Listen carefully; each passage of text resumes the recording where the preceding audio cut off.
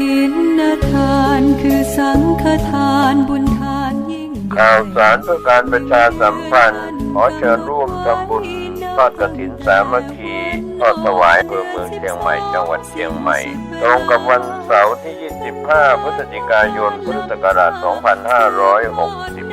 มีพระเดชพระคุณพระเทพมังคลาจารย์สมานกิติโสพโนเจ้าคณะจังหวัดเชียงใหม่เป็นประธานฝ่ายสงฆ์พร้อมคณะศรัทธาของวัดเชตวันศิษยานุศิษย์และประชาชนอำเภอเมืองเชียงใหม่ร่วมกันเป็นเจ้าภาพเวลา 8:30 น.พิธีอัญเชิญพระไตรปิฎกสู่วัดเชตวัน 9 นาฬิกาประธานในพิธีจุดธูปเทียนบูชาพระรัตนตรัยบูชาพระไตรปิฎกประธานฝ่ายสงฆ์กล่าวอธิบายความเป็นมาของพระไตรปิฎกและอานิสงส์การสาธยายพระไตรปิฎกเริ่มสาธยายพระไตรปิฎกบทธรรมจักรปวัตตนสูตรสรุปและแปลบทสาธยายโดยคณะสงฆ์เวลา 10 นาฬิกาที่ทอดกฐินพระสงฆ์กล่าวนำถวายกฐินประธานในพิธีถวายผ้าถวายกฐินพระสงฆ์รับผ้ากฐินและให้พรเวลา 10:45 น.พิธีจุดผางประทีปคณะสงฆ์นำสวดบทอิติปิโส3 จบและนำกล่าวคำบูชาผางประทีปถวายเป็นพุทธบูชาพระเจดีย์3 องค์กล่าวคำแผ่เมตตามีการแสดงฟ้อนม่านมุ้ยเชียงตาถวายเป็นพุทธบูชาเสร็จพิธีเวลา 11:30 น.ถวายภัตตาหารเพลแด่พระสงฆ์สามเณรท่านที่จะร่วมทำบุญผ่านบัญชีธนาคารกรุงไทยชื่อบัญชีนางธิราพร ณ เชียงใหม่เลขที่บัญชี 0890151555 ติดต่อสอบถามและร่วมทำบุญได้ที่คุณธิราพร ณ เชียงใหม่ผู้ประสานงานมือถือ 0945289593 ก็เป็นงานบุญงานกุศลในการทำบุญทอดกฐินสามัคคีและสาธยายพระไตรปิฎกก็ขอเชิญชวนท่านสาธุชนทั้งหลายร่วมงานนี้โดยพร้อมเพรียงกันเชิญสาธุชนสร้างบุญกุศลยิ่งใหญ่ร่วมทอดกฐินด้วยใจนะโมตัสสะภะคะวะโตอะระหะโตสัมมาสัมพุทธัสสะขอความนอบน้อมจงมีแด่องค์สมเด็จพระบรมศาสดาสัมมาสัมพุทธเจ้าพระธรรมและพระอริยสงฆ์สาวกทั้งหลายขอเจริญพรกับคณะศรัทธาญาติโยมสาธุชนทุกท่านวันนี้นั้นอาตมาภาพก็จะได้นำเอาธรรมะคือหลักพระสัทธรรมคำสอนขององค์สมเด็จพระชินวรสัมมาสัมพุทธเจ้าตลอดจนข้อคิดคติธรรมคุณงามความดีต่างๆมาอธิบายชี้แจงแสดงให้กับคณะศรัทธาญาติโยมสาธุชนทุกท่านในวันนี้นั้นอาตมาภาพก็จะได้นำเอาเรื่องพระเทรีที่มีชื่อว่ารูปนันธาอันมีมาในคัมภีร์อรรถกถาธรรมบทขุททกนิกายชราวรรคแห่งสุตตันตปิฎกมาอธิบายชี้แจงแสดงให้กับคณะศรัทธาญาติโยมสาธุชนทุกท่านดำเนินความว่าสัทธาเชตวเนวิหารันโตสมัยหนึ่งสมเด็จพระบรมศาสดาประทับพระอิริยาบถอยู่ณวัดพระเชตวันมหาวิหารกรุงสาวัตถีครั้งนั้นพระองค์ได้ทรงแสดงพระธรรมเทศนาโดยทรงปรารภพระเทรีรูปนันธาให้เป็นอุบัติเหตุซึ่งมีเรื่องเล่าว่าพระเทรีรูปนันธานั้นเป็นพระราชธิดา ของพระเจ้าสุโธทนะกับพระนางประชาบดีเป็นพระกนิษฐภคินีของสมเด็จพระบรมศาสดาต่างพระมารดาและเป็นพระกนิษฐภคินีของท่านพระนันทะพระนางเป็นสตรีที่มีพระสรีระรูปพรรณสันฐานสวยสดงดงามมากจนได้รับพระเกียรติว่าเป็นนางงามประจำเมืองด้วยเหตุนั้นจึงได้พระนามว่ารูปนันธาอยู่มาวันหนึ่งพระนางทรงดำริว่าพระเชษฐพาดาของเราทรงสละสิริราชสมบัติออกทรงผนวดเป็นพระพุทธเจ้าผู้ประเสริฐในโลกพระราหุลกุมารราชบุตรของพระองค์เล่าก็ทรงผนวดพระนันทกุมารพระพาดาของเราก็ทรงผนวดแม้พระมารดาของเราก็ทรงผนวดเป็นภิกษุณีเมื่อหมู่ญาติเห็นปานนี้ทรงผนวดหมดแล้วเราจะอยู่ครองเรือนทำอะไรกันเราก็จักบวชบ้างเมื่อพระนางทรงดำริดังนี้แล้วจึงตัดสินพระทัยไปยังสำนักภิกษุณีสงฆ์ทรงผนวดแล้วแต่พระนางทรงผนวดเพราะทรงห่วงใยติดใจในหมู่พระญาติหาได้ทรงผนวดด้วยพระศรัทธาไม่อันหนึ่งพระนางทรงได้ยินข้าวพระโสษอยู่เสมอมาว่าสมเด็จพระบรมศาสดานั้นตรัสตำหนิติโทษอยู่ว่ารูปไม่เที่ยงเป็นทุกข์เป็นอนัตตาเวทนาไม่เที่ยงเป็นทุกข์เป็นอนัตตาสัญญาไม่เที่ยงเป็นทุกข์เป็นอนัตตาสังขารไม่เที่ยงเป็นทุกข์เป็นอนัตตาวิญญาณไม่เที่ยงเป็นทุกข์เป็นอนัตตาจึงทรงดำริว่าพระบรมศาสดาคงจะตรัสตำหนิติโทษในรูปของเราซึ่งสวยงามน่าดูน่าเลื่อมใสอย่างนั้นเหมือนกันด้วยเหตุนั้นพระนางจึงไม่กล้าเสด็จไปเผชิญพระพักตร์กับสมเด็จพระบรมศาสดาก็โดยปกตินั้นอุบาสกอุบาสิกาชาวกรุงสาวัตถีทั้งหลายพากันทำบุญให้ทานสมาทานอุโบสถศีลแต่เช้าครั้นเวลาเย็นนุ่งห่มผ้าขาวถือของหอมและดอกไม้เป็นต้นพากันไปประชุมฟังพระธรรมเทศนาณวัดพระเชตวันมหาวิหารแม้หมู่ภิกษุณีสงฆ์ก็สนใจ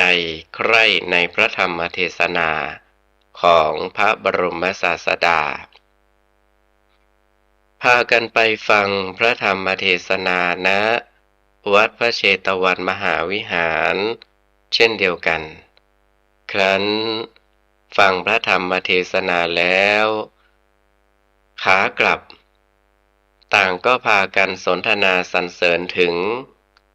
พระคุณของพระบรมศาสดาเป็นเสียงเดียวกันพระเถรีรูปนันธาได้สดับคำสรรเสริญพระคุณของพระบรมศาสดาจากสำนักภิกษุณีและสำนักอุบาสกสำนักอุบาสิกาทั้งหลายอยู่เนืองๆเช่นนั้นจึงดำริว่าภิกษุณีและอุบาสิกาทั้งหลายต่างก็พากันสรรเสริญคุณของพระ เชษฐพาดาของเรายิ่งนักเมื่อพระเชษฐพาดาจักตรัสตำหนิโทษรูปของเราแม้ตลอดวันจักตรัสได้สักเท่าไหร่ตกลงเราจะพึงไปพร้อมกับหมู่ภิกษุณีแต่ซ่อนตนเสียแอบดูพระบรมศาสดาฟังพระธรรมเทศนาแล้วจึงกลับมาครั้นแล้วจึงได้เรียนแก่หมู่ภิกษุณีว่าวันนี้ฉันจักไปฟังพระธรรมเทศนาบ้างฝ่ายภิกษุณีทั้งหลายต่างก็พากันดีใจว่านานนักหนาที่ภิกษุณีรูปนันธาจะเกิดความปรารถนาที่จะไปสู่ที่เฝ้าของพระบรมศาสดาสักครั้งหนึ่งวันนี้เพราะอาศัยภิกษุณีรูปนันธานี้สมเด็จพระบรมศาสดาคงจักทรงแสดงพระธรรมเทศนาอย่างไพเราะครั้นแล้วจึงพาพระนางออกเดินทางไปพระเถรีรูปนันธานับแต่วาระที่ออกเดินทางพลางก็คลุ่นคิดอยู่ในพระทัยว่าเราจักไม่ยอมแสดงตนให้ปรากฏเห็นดังนี้ฝ่ายสมเด็จพระบรมศาสดาทรงพระดำริว่าวันนี้รูปนันธาจักมาสู่ที่เฝ้าของเราพระธรรมเทศนาอะไรจะเป็นที่สบายแก่เธอเนาะส่งข้าวสู่พระยานพระทัยว่ารูปนันธานี้หนักในรูปรักใคร่หลงไหลในอัตภาพร่างกายเป็นกำลังการเอารูปมาเป็นเครื่องกำจัดความเมาในรูปเหมือนหนามยอกเอาหนามบ่งนั่นแหละจะเป็นที่สบายแก่เธอดังนี้แล้วในเวลาพระเถรีรูปนันธาจะเข้ามายังพระวิหารนั้นสมเด็จพระพุทธองค์ทรงนฤมิตสตรีคนหนึ่งให้มีรูปร่างสวยสดงดงามเป็นพิเศษขณะสาวราวอายุ16 ปีนุ่งผ้าสีแดงประดับประดาด้วยอาภรณ์มีประการต่างๆถือพัดยืนพัดอยู่ณที่ใกล้กับพระองค์หญิงนฤมิตนั้นปรากฏเห็นได้เฉพาะสมเด็จพระบรมศาสดากับพระเถรีรูปนันธาเท่านั้นพระเถรีรูปนันธาเดินเข้าไปสู่พระวิหารกับหมู่ภิกษุณีแอบไปข้างหลังถวายบังคมพระบรมศาสดาด้วยเบญจางคประดิษฐ์แล้วนั่งหลบอยู่ในระหว่างหมู่ภิกษุณีสงฆ์ทั้งหลายตั้งใจดูพระบรมศาสดาตั้งแต่พระบาทขึ้นไปเห็นพระพุทธสรีระงามวิจิตรด้วยพระพุทธลักษณะรุ่งเรืองงามด้วยอนุพยัญชนะวงล้อมด้วยพระรัศมีประมาณวาหนึ่งดูพระพักตร์มีพระสิริงามดุจพระจันทร์เพ็ญและได้เห็นหญิงนฤมิตยืนถวายพัดอยู่ณที่ใกล้พระนางเพ่งพิจดูหญิงนฤมิตนั้นแล้วมาดูตนได้หมิ่นตนของตนเป็นเสมือนนกกาอยู่ณที่ต่อหน้านางพญาหงส์ทองนับตั้งแต่วาระที่ได้เห็นหญิงนฤมิตนั้นในเนตร ของพระนางได้หมุนเวียนไปหมดพระนางมีพระทัยเคลิบเคลิ้มไปตามสิริรูปทั่วทั้งสรีระประเทศว่าโอ้ผมของนางนี้งามนักหนอหน้าผากของหญิงนี้งามนักหนอเป็นต้นแล้วได้เกิดความหลงไหลรักใคร่ในรูปนั้นเป็นกำลังฝ่ายสมเด็จพระบรมศาสดาทรงทราบว่าพระเถรีรูปนันธามีความเพลิดเพลินยินดีในหญิงนฤมิตนั้นจึงทรงแสดงธรรมกระทำให้รูปนฤมิตนั้นล่วงเกินวัยอายุ16 ปีไปเป็นวัยอายุ20 ปีพระเถรีรูปนันธาเพ่งพิจดูความรักลงหน่อยหนึ่งว่ารูปนี้ไม่เหมือนแต่ก่อนเสียแล้วสมเด็จพระบรมศาสดาได้ทรงกระทำผิวพรรณของหญิงนฤมิตนั้นให้ค่อยๆกลายเป็นเหมือนผิวพรรณของหญิงปูนกลางคนเหมือนผิวพรรณของหญิงปูนคนแก่เหมือนผิวพรรณของหญิงปูนคนแก่ง่อมไปตามลำดับฝ่ายพระเถรีรูปนันธาก็เกิดความรู้สึกสร้างความรักในรูปนฤมิตนั้นลงโดยลำดับจนกระทั่งถึงรูปปูนคนแก่ง่อมเพราะกำหนดรู้ว่าแม้รูปนี้ก็หายไปแม้รูปนี้ก็หายไปได้เห็นรูปนฤมิตนั้นจนกระทั่งฟันหักผมงอกหลังโก่งถือไม้เท้าตัวสั่นจึงเกิดมีความรู้สึกกลายเป็นเบื่อหน่าย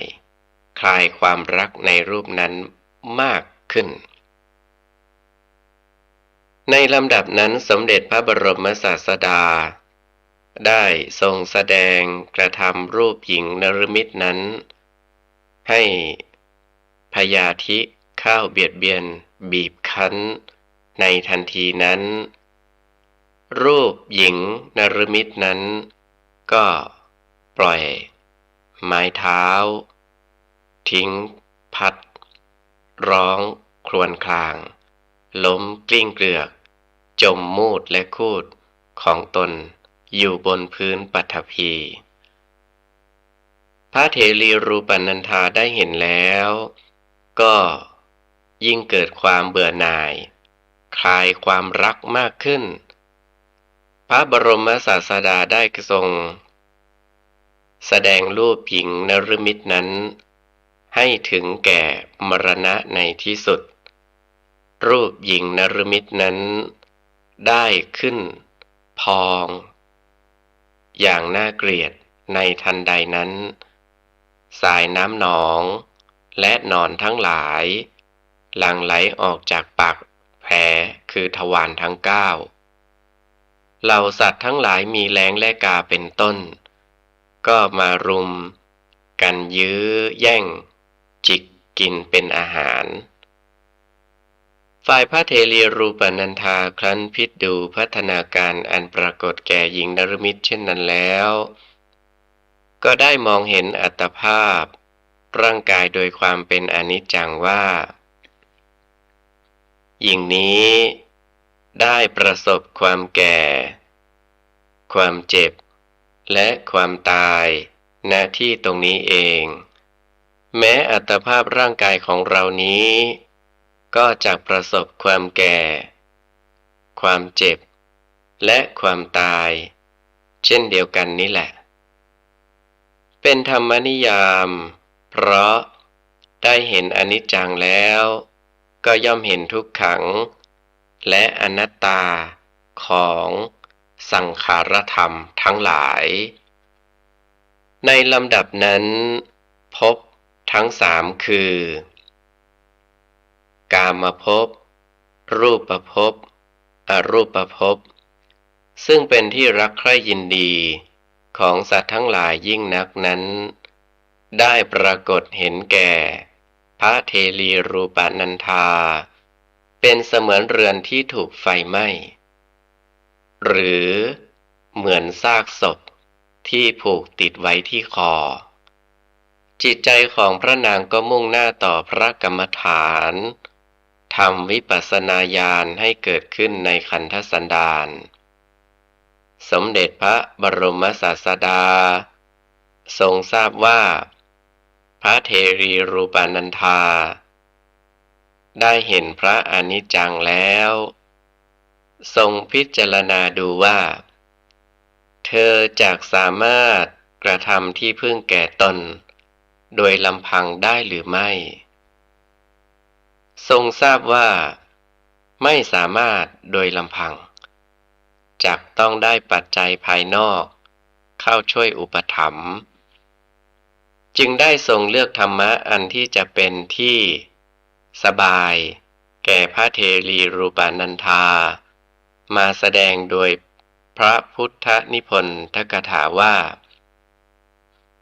อาตุรังอสุจิงปูติงปัสสะนันเทสมุตสยังอุครันตังปะคะรันตังภาลานังอภิปัตถิตังยะถาอิทังตถาเอตัง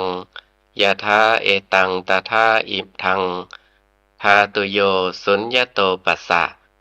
มาสโลกังปุณราคมิ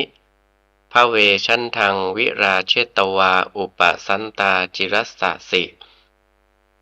แปลเป็นภาษาไทยได้ใจความว่าดูก่อนนันทาเธอจงพิจารณาดูสรีระร่างกายอันเร่าร้อนสกปรกบูดเน่าเป็นที่หลั่งออกและไหลเข้าของสิ่งโสโครกทั้งหลายที่หมู่คนพาลต้องการกันยิ่งนักสรีระของเธอนี้ฉันใดสรีระของคนอื่นโน้นก็ฉันนั้นสรีระของคนอื่นโน้นฉันใดสรีระของเธอนี้ก็ฉันนั้นเธอจงพิจารณาดูโลกธาตุโดยความเป็นของว่างอย่าได้อยากมาสู่โลกอีกเลยเมื่อถอนความพอใจในภพทั้งสามเสียแล้วเธอจักเป็นผู้สงบระงับดับกิเลสเสียได้พระเทรีรูปนันธาทรงวิปัสสนาญาณไปตามกระแสพระธรรมเทศนาในเวลาจบพระธรรมเทศนาก็ได้บรรลุโสดาปัตติผลสำเร็จเป็นพระอริยบุคคลชั้นพระโสดาบันในพระพุทธศาสนาด้วยประการฉะนี้ในลำดับต่อมาสมเด็จพระบรมศาสดาเมื่อจะทรงแสดงสุญญตกรรมฐานคือกรรมฐานที่มีความว่างเป็นอารมณ์เพื่ออบรมบ่มวิปัสสนาญาณให้พระเทรีรูปนันธาได้บรรลุมรรคผลทั้งสามเบื้องสูงขึ้นไปจึงตรัสชี้ให้เห็นสภาวะธรรมชั้นละเอียดว่าดูก่อนนันทาเธออย่าทำความสำคัญมั่นหมายว่าในสรีระร่างกายนี้มีสาระแก่นสารอะไรความจริงสิ่งที่เป็นแก่นสารสาระแม้เพียงเล็กน้อยก็หามีในสรีระร่างกายนี้ไม่สรีระร่างกายนี้เขาเอากระดูก300 ท่อนมาตั้งขึ้นเป็นโครงแล้วสร้างให้เป็นเมืองแห่งกระดูกเท่านั้นเมื่อสมเด็จพระพุทธองค์ทรงอบรมพระเทรีรูปนันธาให้เจริญวิปัสสนากรรมฐานทำให้ญาณก้าวขึ้นโดยลำดับจนถึงยอดและทรงเห็นว่ามีอินทรีย์สม่ำเสมอแก่กล้า ควรแก่จะได้รับฟังพระธรรมเทศนาแล้วจึงได้แสดงพระธรรมเทศนาโปรดโดยพระพุทธพจน์นิพนธกถาอันเป็นปัจฉิมพจน์ว่าอัทธินังนครังกตังมังสะโลหิตะเลปนังยัตถะชราจะมัจจุจะมาโนมัคโขจะโอหิโตแปลเป็นภาษาไทยได้ใจความว่าสรีระคือเมืองอันธรรมชาติสร้างสรรค์ไว้โดยเอากระดูก300 ท่อนมาตั้งขึ้นเป็นโครงแล้วฉาบทาไว้ด้วยเนื้อและเลือดนี้เป็นที่รวมอยู่แห่งเพลิงทุกข์คือความแก่และความตายและเป็นที่รวมอยู่แห่งเพลิงกิเลสคือมานะความถือตัว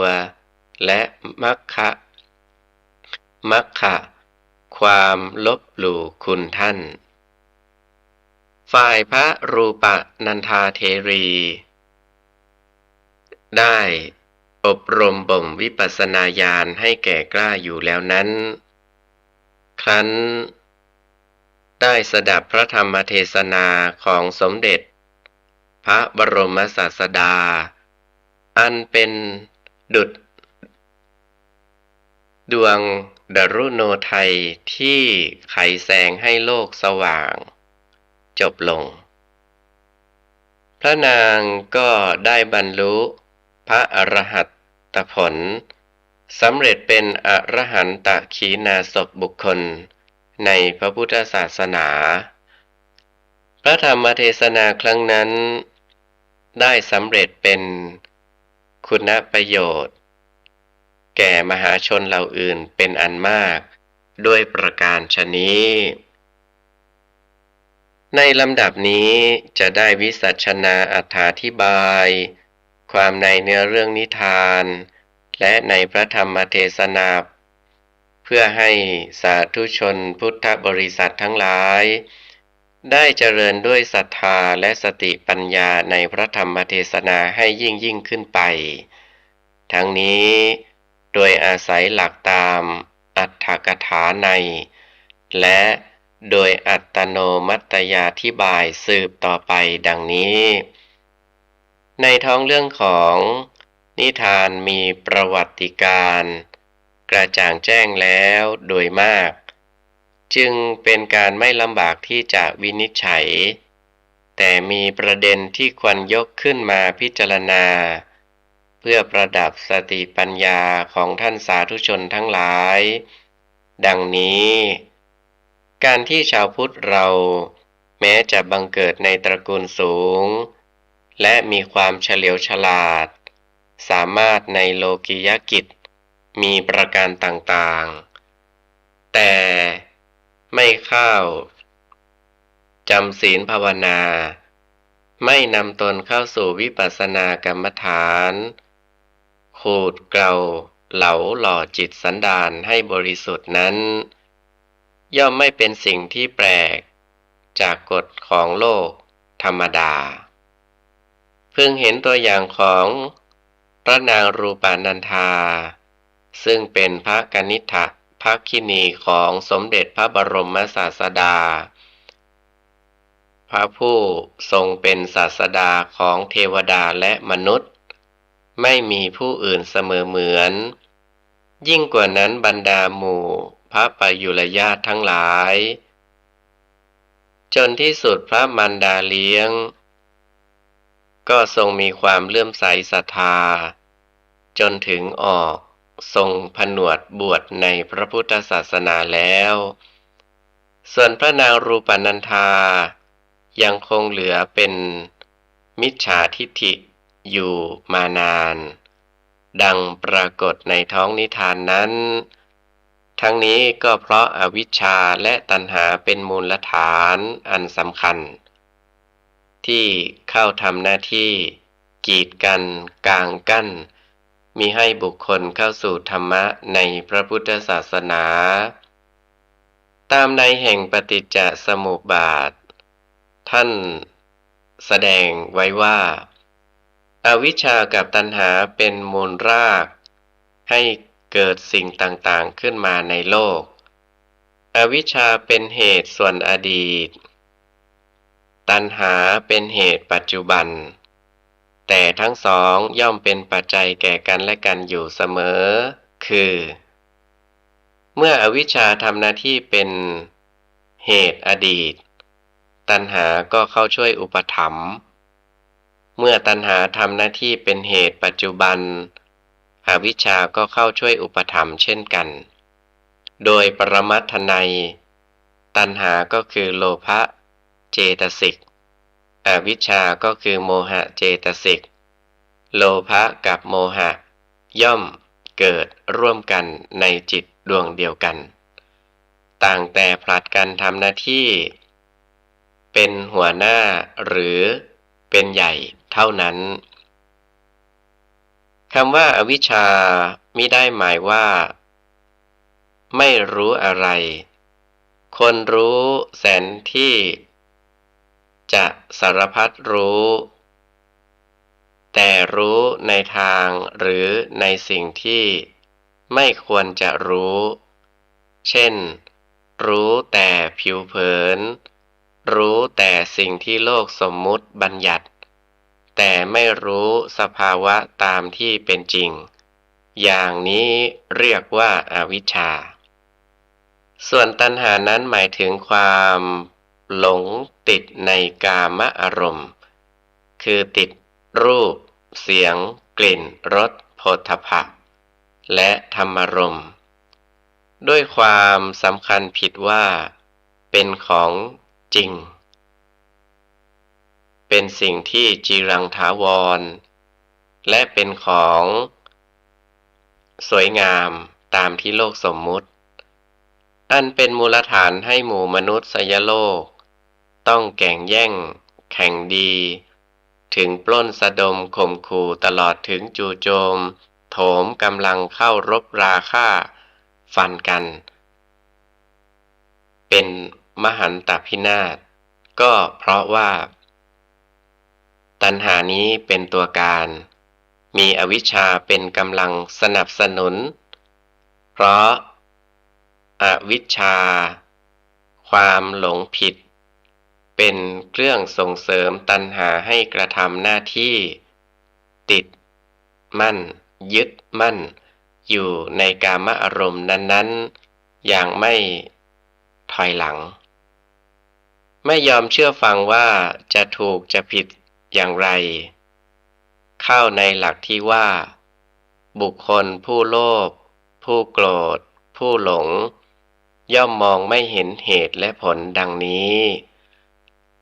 พระเถรีรูปนันธาสมัยเมื่อพระนางยังอยู่ในเพศคฤหัสถวิสัยทรงลงเข้าพระทัยว่าพระสรีระร่างของพระนางซึ่งมีส่วนสวยสดงดงามตามโลกสมมุตินั้น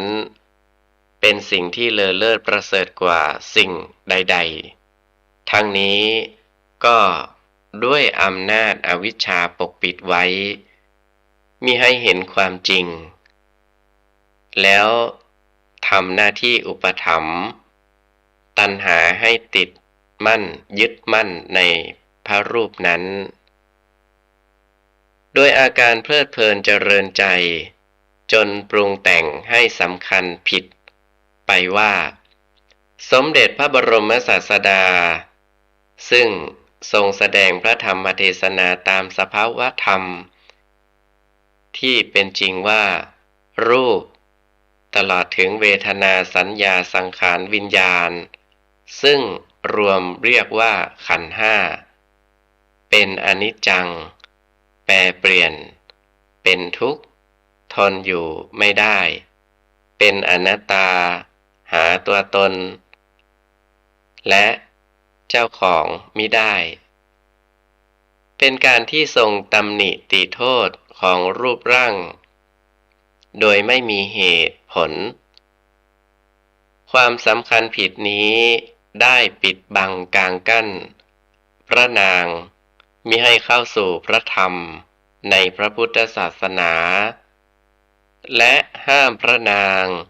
เมื่อผนวดแล้วก็มิให้เข้าไปเฝ้าสมเด็จพระบรมศาสดาต่อพระพักตร์ในการเบื้องต้นตามที่พรรณนามานี้ชี้ให้เห็นความจริงอีกแง่หนึ่งว่าอันอวิชชาและตัณหานี้นั้นได้ทำหน้าที่ของตนโดยไม่เลือกว่าบุคคลชั้นสูงหรือชั้นต่ำหรือใกล้ไกลสำนักของพระบรมศาสดาแต่อย่างไรย่อมทำหน้าที่อย่างสม่ำเสมอในบุคคลทุกชั้นทุกวัยและทุกการทุกสมัยจึงไม่เป็นของแปลกที่อวิชชาและตัณหานี้สามารถที่จะครอบงำย่ำยีผู้ประมาททุกเพศทุกชั้นทุกวัยและทุกกาลสมัยด้วยประการฉะนี้อันหนึ่งมีข้อที่ควรจะยกขึ้นมาพิจารณาอีกประการหนึ่งนั้นคือเมื่อคนเราผู้ถูกอวิชชาและตัณหาเข้าควบคุมหุ้มห่ออยู่นั้นก็ไม่มีบุคคลผู้อื่นใดที่จะสามารถช่วยปัดเป่าบรรเทาให้ได้ถ้าตนเองไม่หาอุบายปัดเป่าบรรเทาด้วยตนเองเพิ่งเห็นตัวอย่างในพระนางรูปานันธานี้เมื่อพระนางยังทรงหลงไหลมัวเมาไม่นำตนเข้าหาทางแก้ไขอยู่นั้นสมเด็จพระบรมศาสดาซึ่งอยู่ในฐานะพระเชษฐาภาดาก็ทรงช่วยอะไรมิได้คงทรงปล่อยให้พระนางทรงหลงละเมอไปตามยถากรรมต่อเมื่อพระนางได้เกิดศรัทธาน้อมตนเข้ามาเฝ้าถึงพุทธสำนักด้วยตนเองสมเด็จพระบรมศาสดาจึงทรงทำหน้าที่เป็นมหากัลยาณมิตรทรงแสดงธรรมภาสิทธิ์ให้พระนางได้ปัดเป่าบรรเทาอวิชชาและตัณหาให้ส่างสาจนถึงตัดถอนรากด้วยพระอรหันตมรรคญาณในที่สุดซึ่งเข้าในลักษณะที่ว่าตนเป็นที่พึ่งของตนบุคคลอื่นใครเล่าจะเป็นที่พึ่งได้ตามในนี้ทรงแสดงให้เห็นว่าสาธุชนพุทธบริษัททั้งหลายผู้ปรารถนาจะยกที่พึ่งให้แก่ตนตามหลักพระพุทธศาสนานั้นจะมัวเมาประมาทปล่อยโอกาสให้อวิชชาและตัณหาครอบงำอยู่ตลอดไปโดยหวังจะให้บุคคลผู้อื่นช่วยเหลือหรือคอยปกป้องรักษามิให้ประสบความทุกข์ในโลกวิสัยนั้นหามีทางที่จะเป็นไปได้ไม่จำที่จะต้องนำตนของตนเข้าสู่พระพุทธศาสนาเลือกกัลยาณมิตรผู้ซึ่งอาจจะประสิทธิ์ประสาทพระธรรมให้ได้ด้วยตนของตนโดยแท้เพิ่งเห็นว่าแม้แต่สมเด็จพระบรมศาสดาก็ไม่ทรงสามารถที่จะช่วยโปรดอนุเคราะห์พระเทลีรูปันธาได้ในสมัยเมื่อพระนางยังมีทิฏฐิมานะไม่ยอมตนเข้าไปคบหาสมาคมกับพระพุทธองค์ดังปรากฏในท้องนิทานเมื่อพระนางรูปานันธาทรงเลื่อมใสตัดสินใจเข้าไปเฝ้าถึงพุทธสถาน สมเด็จพระบรมศาสดาผู้ชาญฉลาดในวิธีการสอนทรงใช้วิธีสอนพระเถรีรูปานันธาด้วยวิธีหนามยอกเอาหนามบ่งหรือด้วยวิธีสอนจากสิ่งที่รู้แล้วไปหาสิ่งที่ยังไม่รู้กล่าวคือพระเถรีรูปานันธานี้แม้ถึงจะผนวดแล้วก็ยังมีมานะถือตนว่าเป็นผู้ที่มีรูปสวยอยู่ที่พระพุทธองค์ทรงเรียกเป็นผู้หนักในรูปเมื่อเป็นเช่นนี้พระพุทธองค์จึงทรงเนรมิตรูปหญิงที่สวยยิ่งกว่านั้นให้พระนางได้เห็นเป็นการเอาหนามยอกแล้วก็ทรงเอาหนามบ่งคือทรงเอาความสวยไปแก้ความสวยเพราะความสวยงามแห่งสรีระกายนั้นพระนางเถรีทรงทราบอยู่ได้ดีแล้วแต่มิได้ทรงทราบต่อไปว่าสรีระกายที่สวยงามนั้นมันจะเป็นอย่างไรต่อไปสมเด็จพระบรมศาสดาเมื่อทรงนำให้พระนางได้เห็นสิ่งที่ยังไม่เห็นจึงได้ทรงนรมิตรูปนั้นนั่นแหละให้เปลี่ยนแปลงไปจากสภาพวัยรุ่นเป็นวัยสาวเป็นวัยกลางคนวัยแก่จนถึงตายและเน่าแล้งกาพากันยื้อแย่งจิกกินเป็นที่สุดซึ่งพระนางไม่เคยรู้ไม่เคยคิดว่าจะเป็นเช่นนั้นด้วยพระพุทธกุศโลบายอันแยบคายนั้นก็ทำให้พระนางได้เกิดญาณปรีชาพิจารณาเห็นความจริงของสังขารธรรมตั้งแต่ต้นแต่เห็นอนิจจังทุกขังอนัตตาในที่สุดได้ดวงตาเห็นธรรมเป็นพระโสดาบันอริยบุคคลด้วยพระธรรมเทศนากันต้นอันนับว่าเป็นขั้นสำคัญที่สมเด็จพระพุทธองค์ได้ทรงทำหน้าที่เป็นมหากัลยาณมิตรทรงช่วยกลับพระทัยของพระนางเถรีรูปนันธาจากดำมาเป็นขาวอย่างหน้ามือเป็นหลังมือด้วยประการฉะนี้หลังจากนั้นสมเด็จพระบรมศาสดาทรงเห็นอุปนิสัยของพระนางเถรีรูปนันธาจะสามารถบรรลุซึ่งพระอรหัตผลได้ในปัจจุบันภพพระพุทธองค์จึงทรงสอนให้พระนางเจริญสุญญตกรรมฐานต่อไปคือทรงแสดงให้เห็นว่าโลกคือมนุษย์เป็นสิ่งที่ว่างจากสิ่งที่เป็นสาระแก่นสารเป็นเพียงโครงร่างกระดูกมัดผูกไว้ด้วยเส้นเอ็นฉาบทาด้วยเนื้อและเลือดปิดไว้ด้วยหนังไม่มีสิ่งอื่นใดที่ควรจะยึดถือเอาว่าเป็นสาระแก่นสารแม้แต่น้อยครั้นพระนางเถรีรูปนันธาเจริญวิปัสสนาญาณพิจารณาไปตามจนเห็นเด่นชัดการปฏิบัติเข้าถึงขีดสุดหรือญาณและอินทรีย์แก่กล้า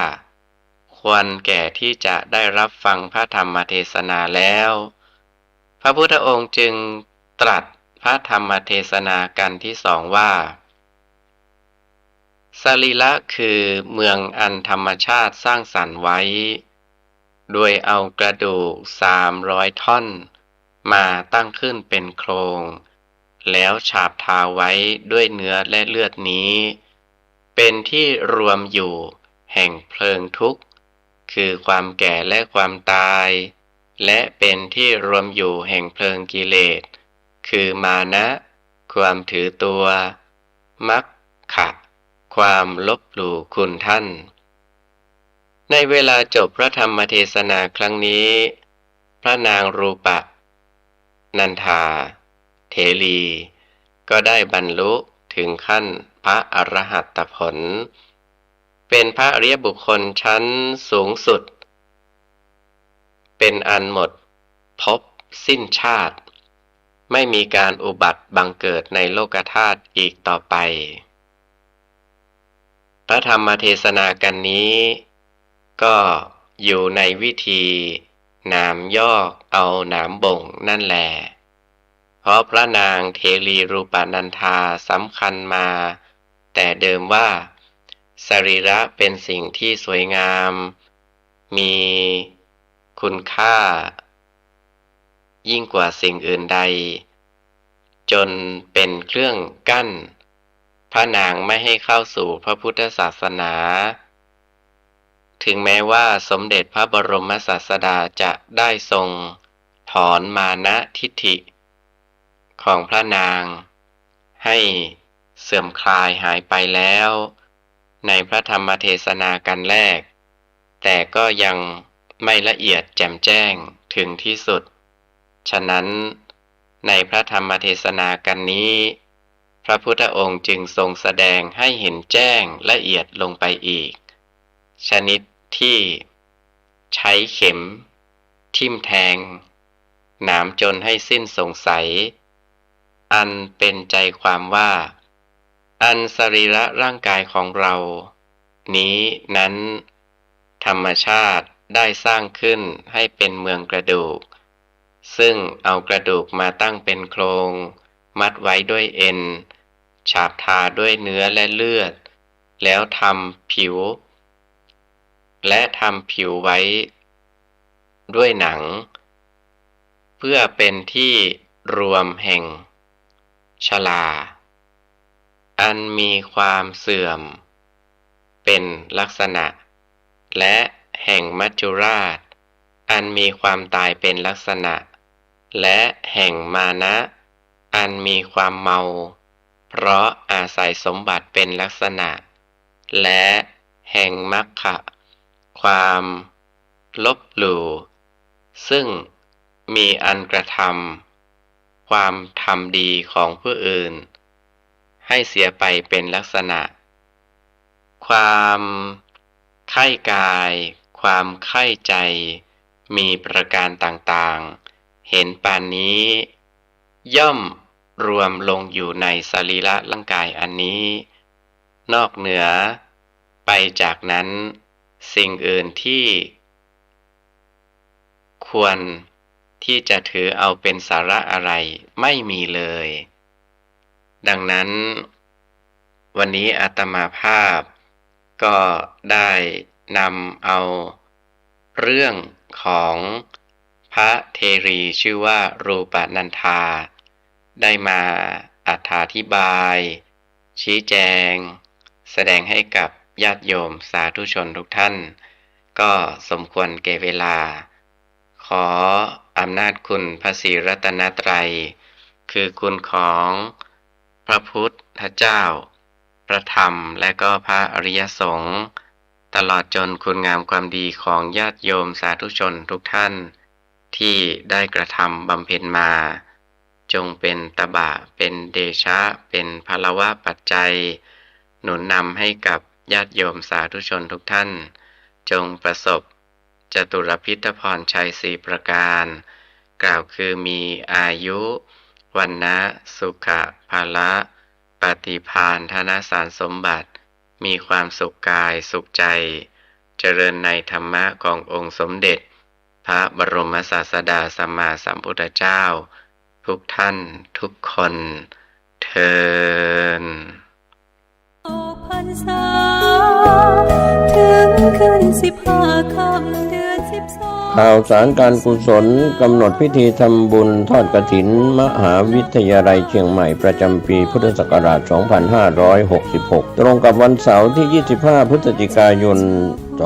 2566 ทอดถวายกับพระภิกษุสงฆ์ที่จำพรรษาท่วนไตรมาส ณ วัดฝายหิน ตำบลสุเทพ อำเภอเมืองเชียงใหม่ จังหวัดเชียงใหม่ 13:30 น.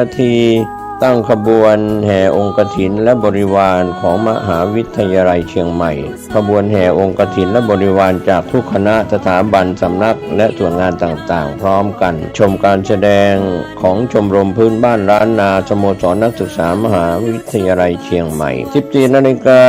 เคลื่อนขบวนแห่องค์กฐินและบริวารเข้าสู่วัดฝายหินมหาวิทยาลัยเชียงใหม่ประธานในพิธีจุดธูปเทียนบูชาพระรัตนตรัยถวายตาลปัตรใหม่แด่ประธานสงฆ์ไหว้พระสมาทานเบญจศีลสุมาครัวตาลโอกาสเวรตาลตามประเพณีล้านนาประธานในพิธีกล่าวนำถวายผ้ากฐินแด่พระสงฆ์น้อมนำผ้าไตรกฐินผ้าไตรคู่สวดวางบนผ่านแว่นฟ้าด้านหน้าพระสงฆ์อปโรกฐินประธานในพิธีถวายผ้ากฐินและรองประธานถวายผ้าไตรคู่สวดและบริวารกฐินผู้เกี่ยวข้องมีนายกสภามหาวิทยาลัยอุปนายกสภามหาวิทยาลัยกรรมการสภามหาวิทยาลัยอธิการบดีรองอธิการบดีผู้ช่วยอธิการบดีประธานกรรมการส่งเสริมมหาวิทยาลัยคณบดีผู้อำนวยการสถาบันสำนักศูนย์กองประธานสภาพนักงานมหาวิทยาลัยประธานสภานักศึกษามหาวิทยาลัยเชียงใหม่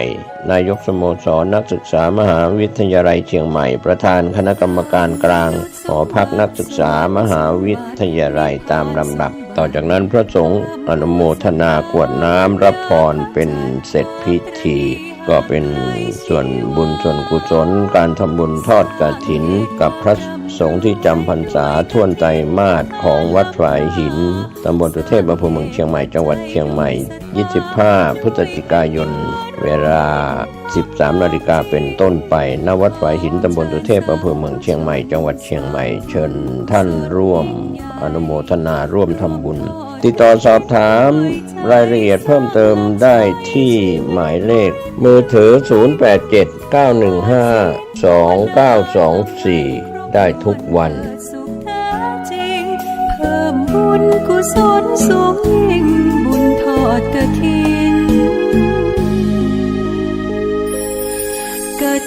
นนาถาโลกพรรษาถึงขึ้น15 ค่ำกฐินสามัคคีทอดถวายกับพระภิกษุที่จำพรรษาท่วนไตรมาสของวัดร้องอ้อตำบลสันวิเสื้ออำเภอเมืองเชียงใหม่จังหวัดเชียงใหม่ตรงกับวันอาทิตย์ที่ 26 พฤศจิกายน พุทธศักราช 2566 เวลา 10 นาฬิกาก็เป็นงานทำบุญทอดกฐินสามัคคีก็เชิญชวนผู้ใจบุญใจกุศลร่วมงานบุญนี้เป็นกฐินสามัคคีของวัดร้องอ้อโดยพร้อมเพรียงกันจัดความตระหนี่ห่างไกลชีวาสร้างเหตุความร่ำรวย12สิ้นสุดเวลาเป็นการขอเชิญร่วมทำบุญทอดกฐินสามัคคีสมทบทุนสร้างวิหารคตรอบสุวรรณเจดีย์พระบรมธาตุดอยสุเทพทอดถวายณวัดพระธาตุดอยสุเทพ